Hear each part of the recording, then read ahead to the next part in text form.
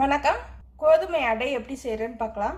இதுக்கு வந்து முழு கோதுமையும் எடுத்துக்கலாம். நான் உடைச்சிருக்க கோதுமை இருக்கனால உடைச்ச கோதுமை எடுத்துக்கிறேன். 2 டம்ளர் கோதுமை ரவை நல்லா அலசிக்கணும். காரத்துக்கு தேவையான அளவு காஞ்ச மிளகாய், வாசமா வேணா சோம்பு சேர்க்கணும். 1 கரண்டி அளவு சோம்பு, கருவேப்பிலை கொஞ்சம், பெரிய வெங்காயம் 1. இதை வந்து தனியாக சின்ன சின்னதாக நறுக்கி எடுத்துக்கணும். இது உடனே அரைச்சிடலாம் அலசிட்டு. அதனால தான் இதெல்லாம் ஒன்றா சேர்த்துருக்கேன். இப்போ இதெல்லாம் மிக்சியில் சேர்த்துக்கிறேன். இப்போ இதை வந்து ஒரு சுற்றி எடுத்துக்கிறேன். மிளகாயெல்லாம் அரைப்படுற அளவு அரைச்சி எடுத்துக்கணும். ஒரு 4-5 சுற்றி எடுத்துருக்கேன். சீக்கிரம் அரைப்பட்டுரும் குருணையோட இருக்கறனால. முழு கோதுமையாக எடுத்திங்கன்னா 2 நிமிஷம் ஊற வச்சுட்டு அரைச்சிருங்க. அலசுனதும் அரைச்சிட்டேன், ஊற வைக்கலாம் இல்லை. இப்போ இந்த வெங்காயத்தை இதிலே சேர்த்து அரைச்சிக்கிறேன்.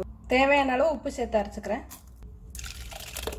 எல்லா பருப்பு அடையோடையும் இது வந்து ஒரு 5 நிமிஷத்துல ரெடி ஆகிடும். இது காலையில் ஸ்கூலுக்கு வந்து சீக்கிரம் செய்யறதுக்கு ஈஸியாக இருக்கும். அது மாதிரி சாப்பாடு இல்லாத நேரத்தில் உடனே செஞ்சிடலாம். அலசுனதும் அரைச்சிட்டு சுட வேண்டியதான்.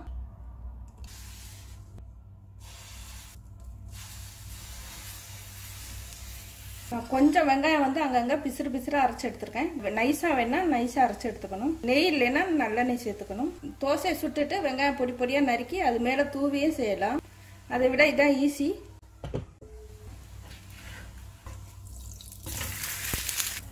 அலசினதும் உடனே அரைச்சிட்டு உடனே சுடுறது. ஒரு 3 நிமிஷம் கூட ஆகாது.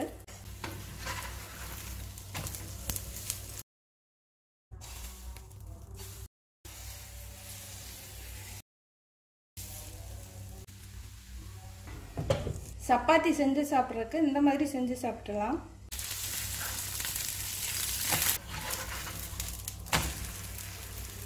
நல்லா செவக்க விட்டு எடுக்கணும். சுவையான கோதுமை அடை ரெடி ஆயிடுச்சு. கோதுமை எடுத்தீங்கனாலும் 1 நிமிஷம் 2 நிமிஷத்துல அரைச்சிருங்க. அப்பதான் கொஞ்சம் கரகரப்பா அரைபடும்.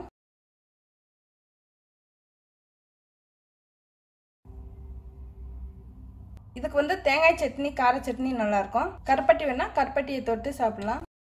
இப்போ இதுக்கு சட்னிக்கு 1 டேபிள் ஸ்பூன் அளவுக்கு பொட்டுக்கடலை, 2 பச்சை மிளகாய், ஒரு 1/4 மூடி தேங்காய், சின்னதா இஞ்சி, 1 பல் பூண்டு, தேவையான அளவு உப்பு, கடுகு, உளுந்து, காஞ்ச மிளகாய், கருவேப்பிலை.